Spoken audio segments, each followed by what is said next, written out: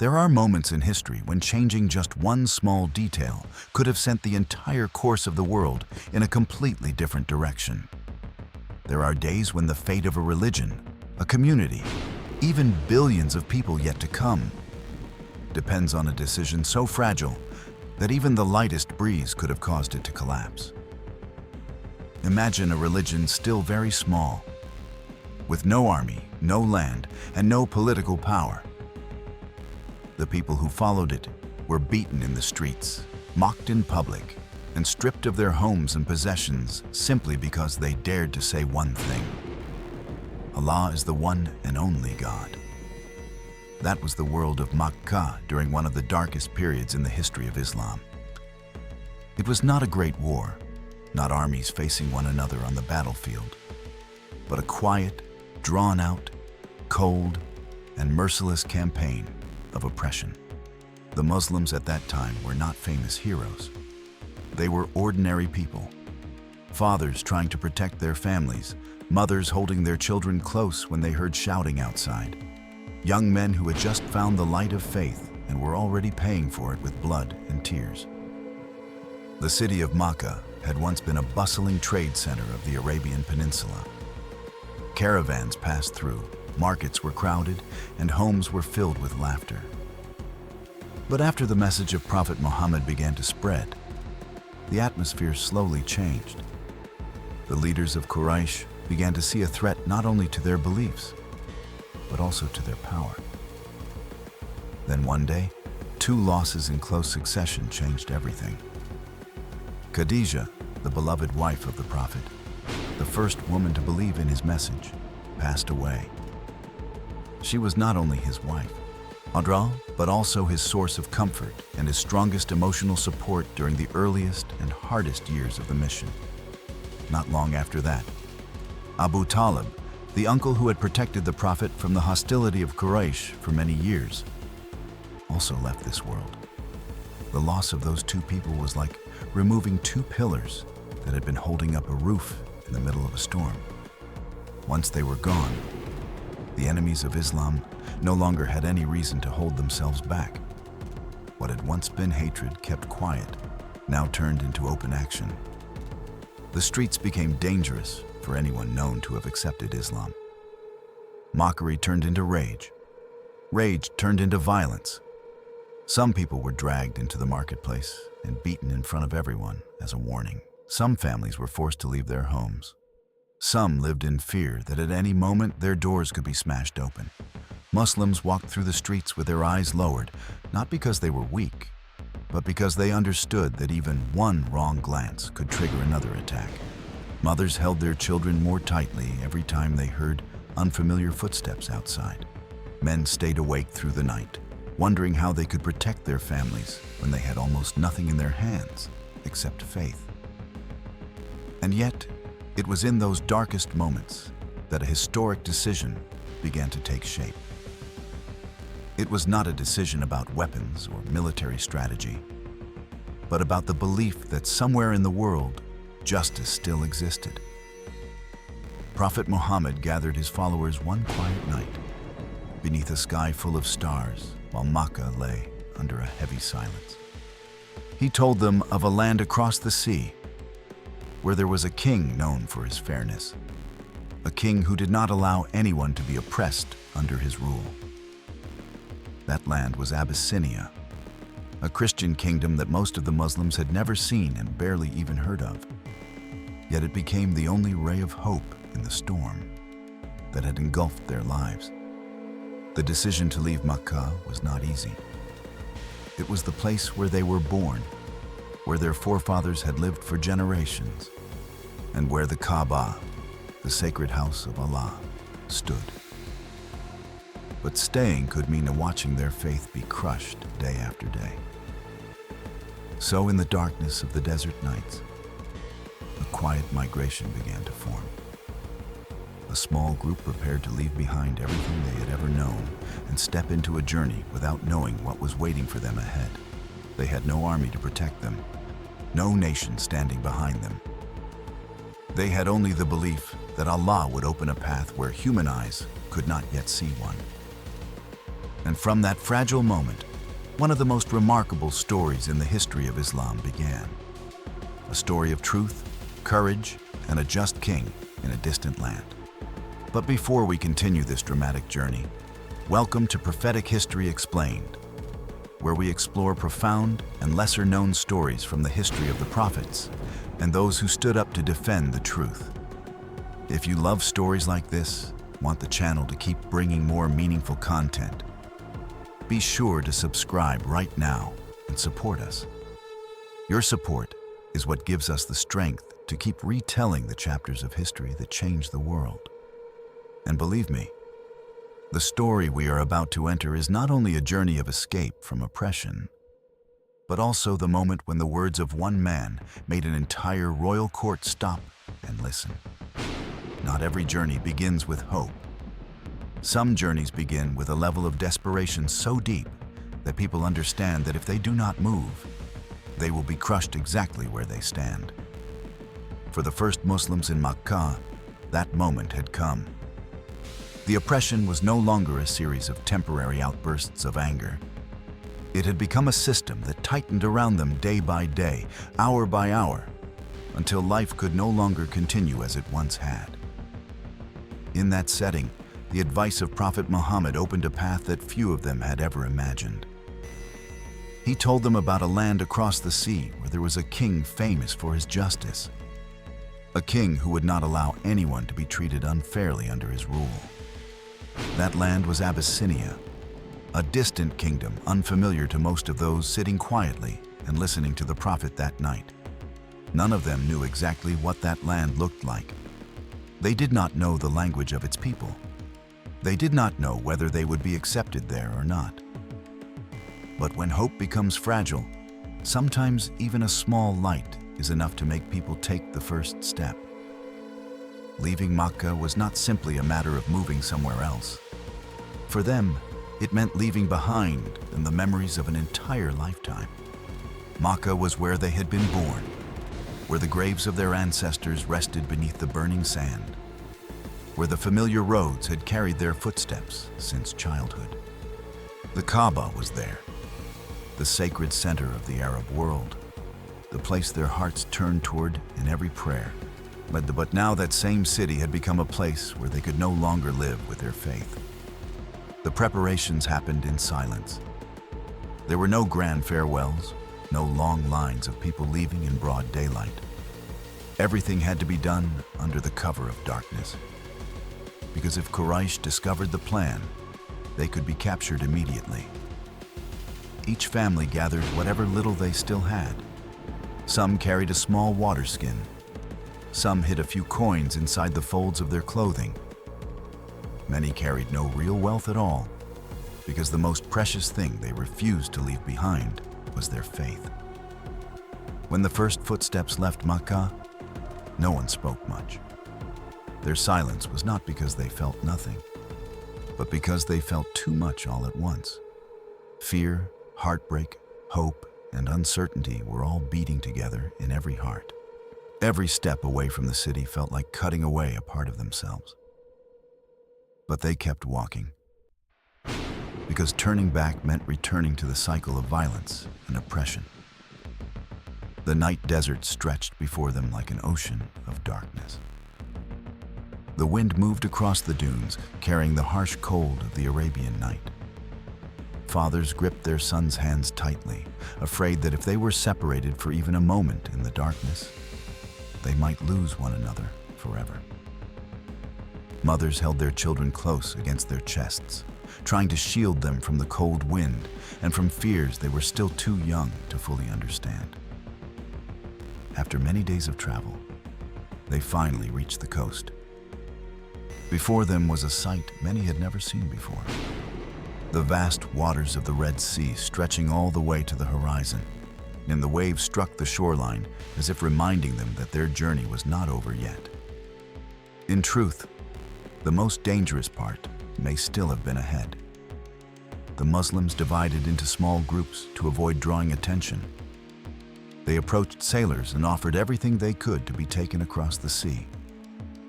For many of them, it was all they had left. A few bracelets, a little money, a valuable piece of cloth. No one tried to bargain, because they understood that if this chance slipped away, they might never get another one. When the last boats were being prepared, a strange feeling spread through the group standing on the sand. They turned back and looked toward Makkah, where the distant mountains were fading in the weak light of dawn. For many of them, it was the last time they would see their homeland for a very long time. Then no one knew when they would return, or whether they would ever have the chance to return at all. The first steps onto the boats came slowly. Mothers lifted their children aboard first. The elderly were helped over the edge of the boats as they rocked gently with the waves. When the boats pushed away from the shore, a strange silence covered them all. No one said anything. They only watched the water slowly separating them from the land they had once called home. But as the boats moved farther out, a new fear appeared. In the distance, on the dunes near the shore, figures began moving quickly. Quraysh had discovered something. Shouts rose from the beach, carrying the anger and desperation of men who realized their prey was escaping. A tense moment fell over everyone. Mothers clutched their children more tightly. The men stared toward the shore with their hearts locked in dread. But the boats kept moving. The water grew deeper. The distance grew wider. The men of Quraysh ran down to the edge of the sea, but it was too late. All they could do was stand there and watch as the small boats slowly disappeared into the horizon. On the surface of the sea, rocking beneath the early light of the sky, the Muslims finally understood that they had crossed a boundary between two worlds. Behind them was a city full of hatred. Ahead of them was a distant land where they were placing their hope in the justice of a king they had never met. And so the first Hijrah in the history of Islam officially began, not with the drums of war, but with the quiet footsteps of people willing to leave everything behind to protect their faith. When the small boats finally reached the shore of Abyssinia, the Muslims stepped onto land with a feeling that was part relief and part caution. They had left behind the land of hatred.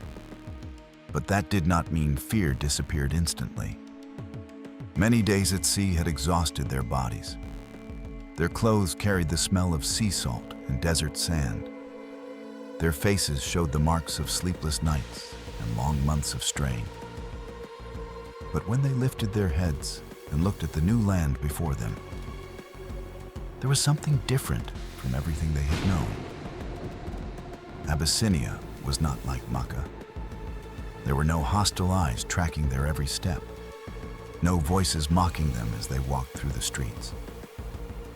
The local people looked at them with the natural curiosity people feel when they see strangers.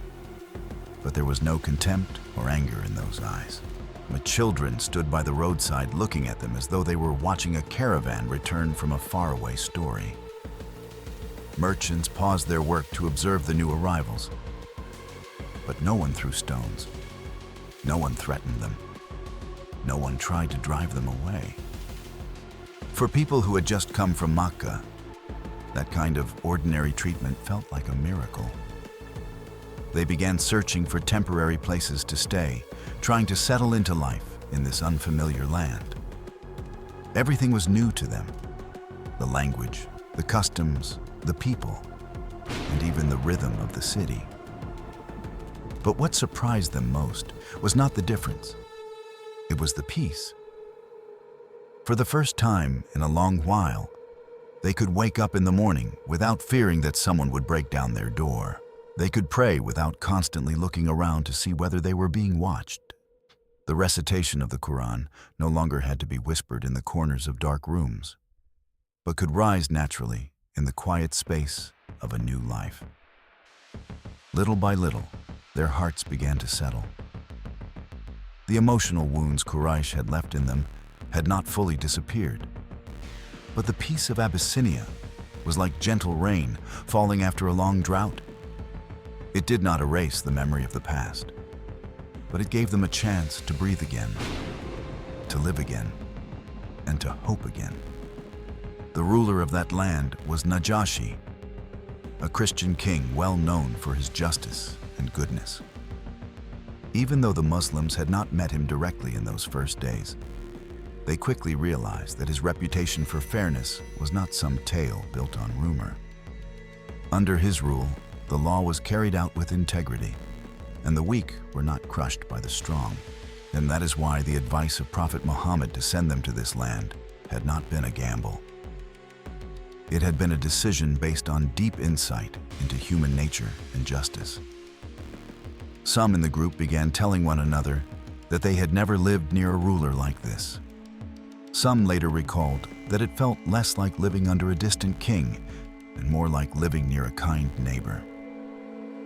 That made them begin to believe that Allah had opened a door for them that they never could have found on their own.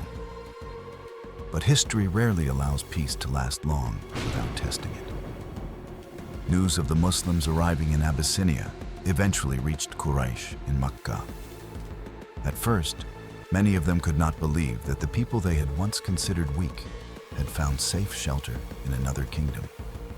But when the reports were confirmed, their anger began to rise. For Quraysh, the problem was not simply that a group of people had left the city. What deeply insulted them was that these people were now being protected by a foreign king. That meant the power of Quraysh was no longer absolute. The people they had once oppressed were now living in peace under the protection of another ruler. For men so proud of their position and power, this felt like a wound to their pride. After many discussions, the leaders of Quraysh reached a decision. They would not allow the Muslims to continue living in peace in Abyssinia. If they could not seize them by force, they would try to bring them back through strategy and diplomacy. 2 men were chosen for the mission, men known for their cleverness and persuasive skill. They did not carry only accusations. They also carried valuable gifts for the court of Najashi.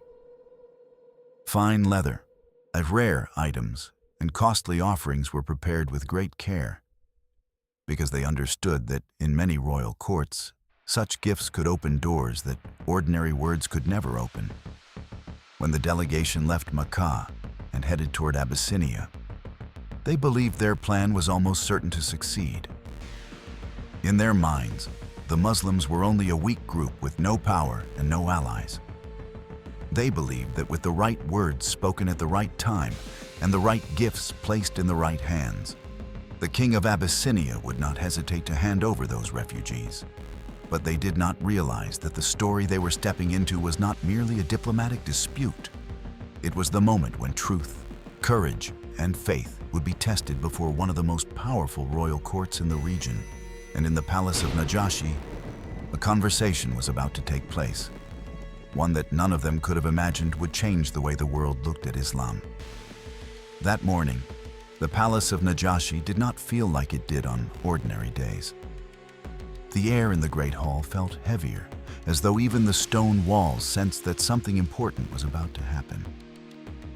Tall carved pillars supported the broad ceiling of the palace. Torchlight reflected across the polished stone floor, creating quiet streaks of light that ran across the hall. On both sides, bishops in solemn white robes sat in rows, with open scriptures laid before them. The royal advisors stood behind them, their eyes fixed on the throne where Najashi sat with the calm of a king, accustomed to weighing justice carefully. On one side of the hall stood the 2 envoys of Quraysh, here their backs straight and their confidence barely concealed. They had come to Abyssinia with a carefully prepared plan. Before this audience ever began, they had quietly walked the corridors of the court, meeting each influential figure in the palace and placing valuable gifts into their hands. Soft leather from Makkah, finely crafted decorative pieces, rare goods that few courts could easily refuse. They understood very well that in many parts of the world, power was shaped not only by law, but also by whispers behind the throne. When everything had settled, one of the two envoys stepped forward and addressed the king. In a calm voice, carefully measured, he said that a group of people had fled Makkah and were now hiding in the kingdom of Najashi. According to him, these people had abandoned the religion of their forefathers, but they had not accepted the religion of Abyssinia either. They had brought with them a strange and dangerous teaching that could divide society. He insisted that Quraysh understood them better than anyone else, and he requested that the king hand them over so they could be taken back to their homeland. Those words fell into the hall like stones cast into still water. A few bishops exchanged glances. Some advisors nodded slightly, as if the gifts they had received earlier were still weighing on their thoughts. But Najashi did not respond immediately. He listened to everything, his gaze steady, like a man considering not only the words being spoken, but the motives behind them. After a brief silence, the king ordered that the Muslims be brought into the hall. When the refugees entered the palace, they could feel the eyes of dozens of people following every step they took. For them, this place was both hope and trial. A single decision from the man sitting on that throne was enough to change their fate. If the king believed the envoys of Quraysh, they could be handed back and sent to the very place where oppression was waiting for them. In that moment, the Muslims turned their eyes toward one man among them, Jaafar ibn Abi Talib, the cousin of Prophet Muhammad, a man known for his calm and wisdom. When Najashi asked them to explain the religion they were following, Jaafar stepped forward.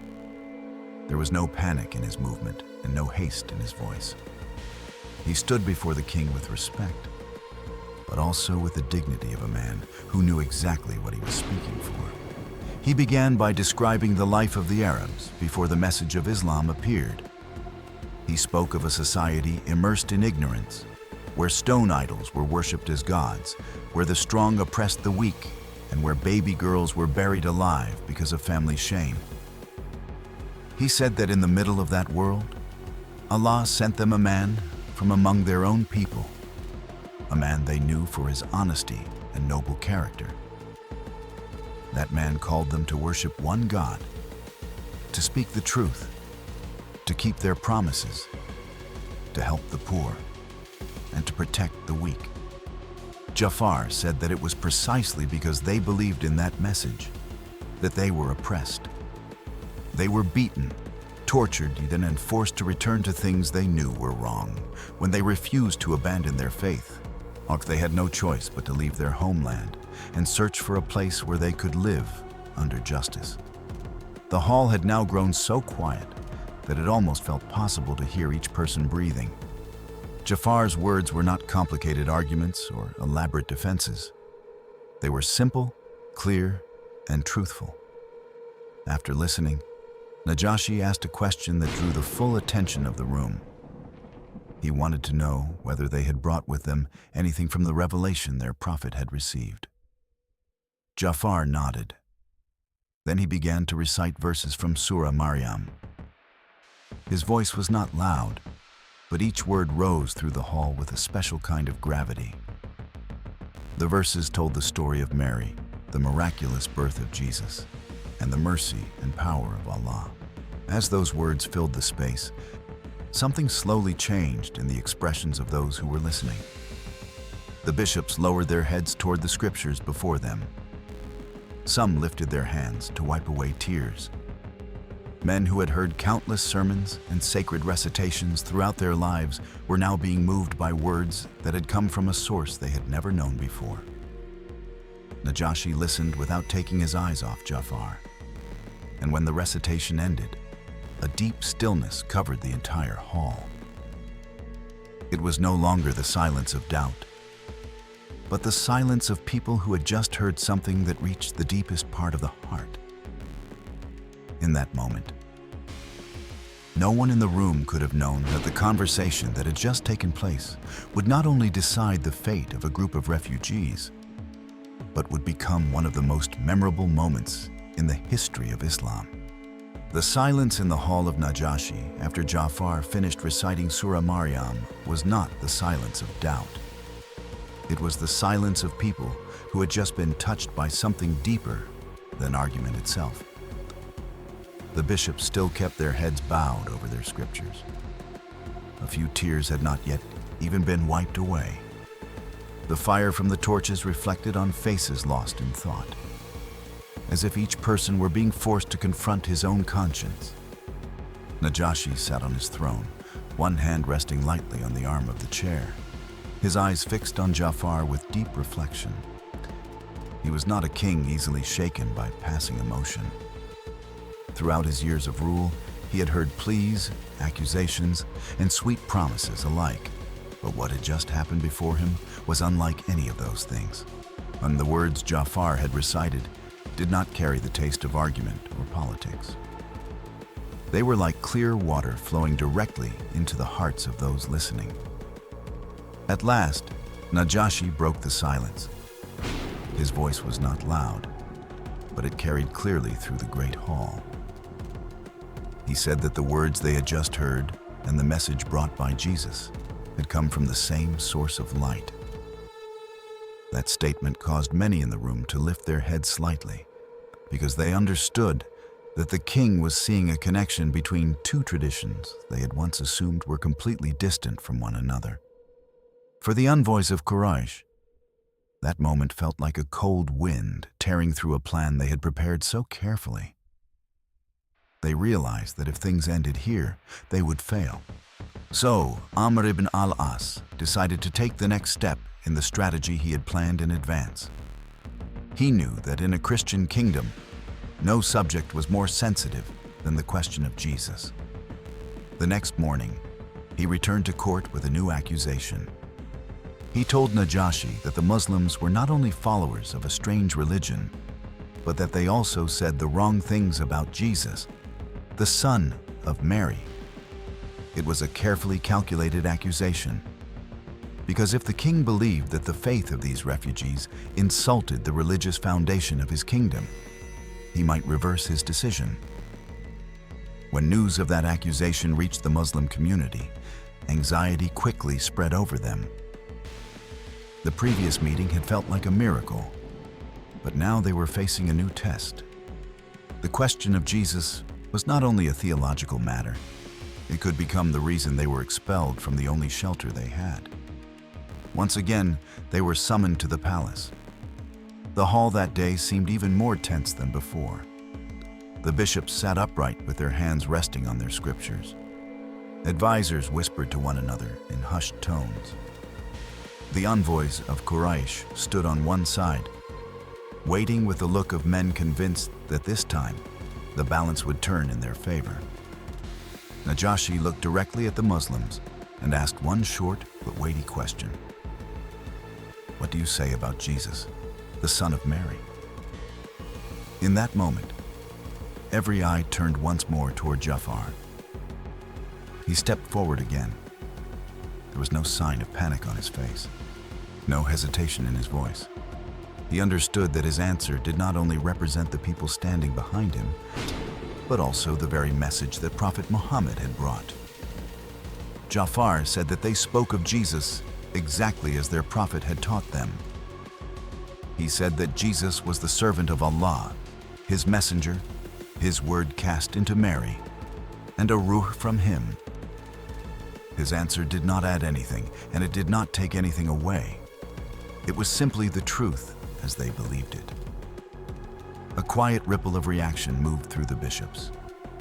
Some exchanged glances, as if weighing the words they had just heard. But Najashi did not show anger. Instead, he bent down and picked up a small stick lying near the throne. He held it up between his fingers for everyone to see, and said that the difference between their belief and the belief of the Muslims about Jesus was not greater than the width of that small stick. And that declaration fell across the hall like a judgment that could not be reversed. For a moment, the confidence on the face of Amr ibn al-As disappeared. He understood that his plan had failed. Najashi then turned to the envoys of Quraysh, his voice firmer than before. He said that he would never hand over those who had come to his kingdom seeking protection. He ordered that all the gifts they had brought be returned, because he did not need such gifts to make his decisions. His authority was not built on bribery, and he would not betray justice for material gain. The guards stepped forward, but not to arrest the Muslims. They came to escort the envoys of Quraysh out of the palace. And as those men turned and left, with obvious disappointment written across their faces, one of the Muslims stood in the great hall and realized that they had just witnessed something few people ever could have imagined. A small community with no weapons and no power had been protected by the decision of a king in a distant land. Not because they had military strength, not because they had political influence, but because the truth in their words had reached the heart of a just ruler. And from that day on, the story of the audience in the palace of Najashi was no longer just the story of refugees being protected. It became proof that in the most fragile moments of history, sincerity and courage can sometimes change the decision of an entire kingdom. The greatest lesson from this story is not simply that a group of refugees found protection. It is the deeper principle beneath it. When people remain firm upon the truth and preserve their dignity, Allah can open doors that we cannot see. The first Muslims did not know what was waiting for them in Abyssinia. They walked forward because of faith, and that very step led them to the protection of a just king they had never met before. In our lives today, we may not face trials exactly like theirs, but we still stand before choices between what is easy and what is right. Sometimes speaking the truth makes us feel alone.